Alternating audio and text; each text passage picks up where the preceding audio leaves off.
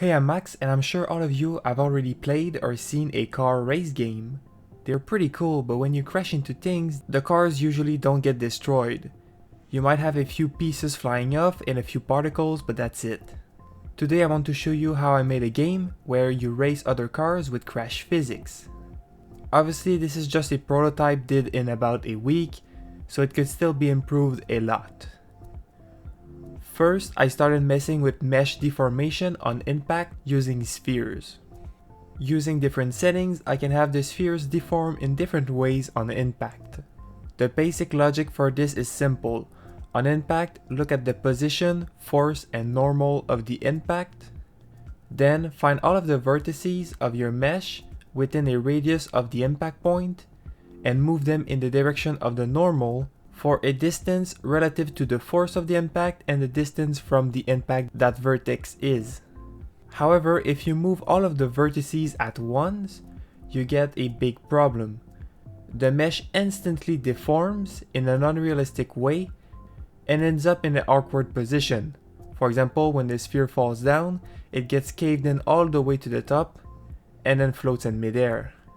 To make it more realistic, I had to make the vertices move only a little bit and then reapply a percentage of the velocity that was there before the impact after the impact.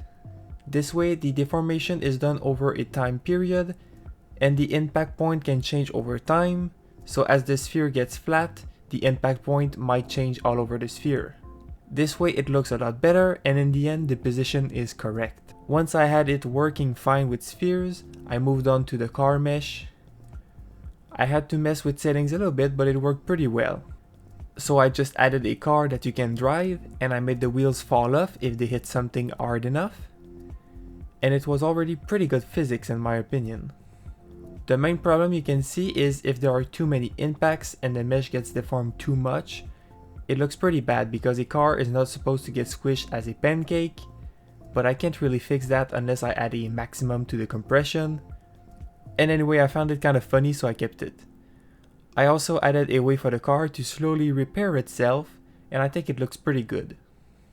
For this, I simply had to move back all of the vertices to their original positions slowly. I then made a small town map with poles and houses. If you collide with a light pole, it's like a wall. It will deform the car, but it will not break or move. However, I also added signs that when you collide with them, they will deform the car a little bit and then fall over and let the car continue, assuming it has enough energy to continue, so basically it will only last one impact. Unlike the poles and the houses, which will repeat the impact until there's no more energy. I also had to fix the wheels because they only fell if they were directly hit, so if the car caved in without hitting the wheels directly, the wheels would stay on and float alone. So I made it so if the vertices around the wheels move too far from it, they fall off too. At this point, I thought it looked pretty good, but car crashes usually involve parts falling off. I already had the wheels falling off, but that was not enough in my opinion, so I modeled a bumper to put in front of the car and made it fall on impact. The cool thing is that the bumper actually absorbs the biggest part of the impact, so it works like a real one.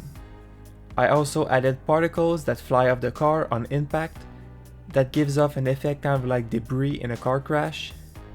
Also, the amount and speed of the particles increase with the force of the impact. So a small hit will have a few particles going slow and a big crash will have a lot of particles going fast. So by then the crash part looked pretty good to me, at least for a small prototype like this, so I moved on to making the race using points on the map and an AI that aims for those points using epic math that I managed to figure out with my amazing paint drawing. Then I made an AI enemy spawn and... okay, well, the drift of the car is way too strong for corners like this, so I increased the drag and the AI actually did pretty good.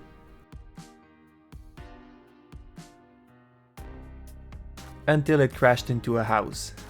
Adding more enemies only made the chaos worse. I thought the road was simply too small for so many cars. Instead of making the roads bigger, I just made the cars smaller. It was better, but still kinda bad. A lot of the cars ended up crashing into poles or houses. and then they were stuck because all they did was go towards the next point.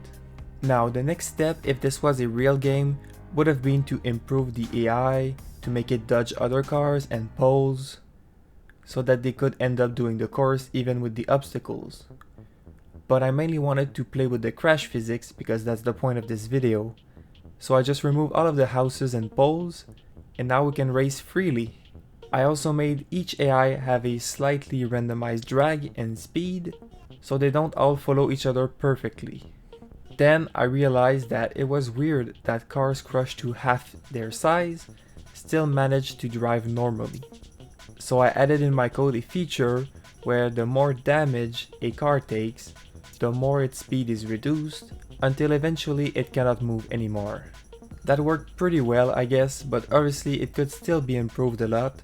Like if the wheels fall off, definitely don't drive anymore. Or I could do something like if the front of the car with the motor is hit, then reduce the speed a bit more. But whatever, this is just a prototype.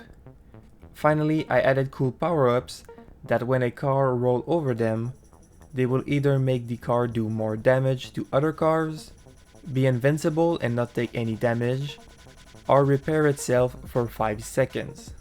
This gives a way for the players to damage others without damaging themselves, and also to recover from their damage. The result of this prototype is honestly pretty fun.